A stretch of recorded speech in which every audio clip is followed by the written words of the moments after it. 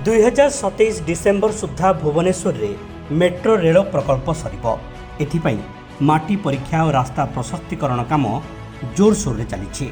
प्रकल्प लगी 3 कोच विशिष्ट 13टी मेट्रो ट्रेन किणा योजना चली।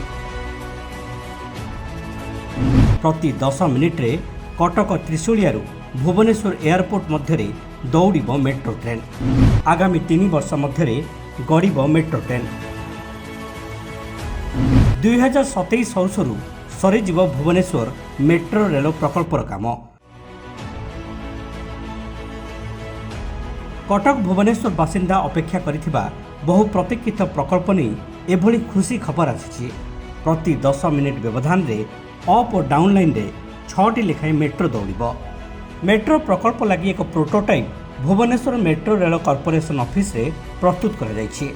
समुदाय 26 किलोमीटर भितर 20टी metro station, Biju Patnaik international airport, capital hospital छक, बापूजी नगर, भुवनेश्वर रेलवे स्टेशन, राम मंदिर, बाणी विहार, आचार्य विहार छक दे जयदेव विहार, जाभियर छक, रेल सदन, डिस्ट्रिक्ट सेंटर, डमणा, पटिया, किट, नंदन विहार, रघुनाथपुर, नंदनकानन, बारंग, फूलपोखरी और त्रिशूलिया रहिबो।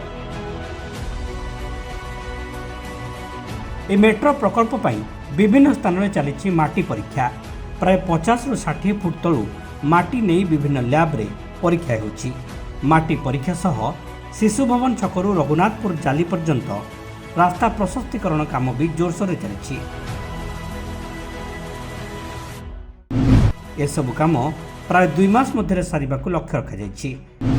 एहा पर आरंभ हेबो फाउंडेशन डिजाइन।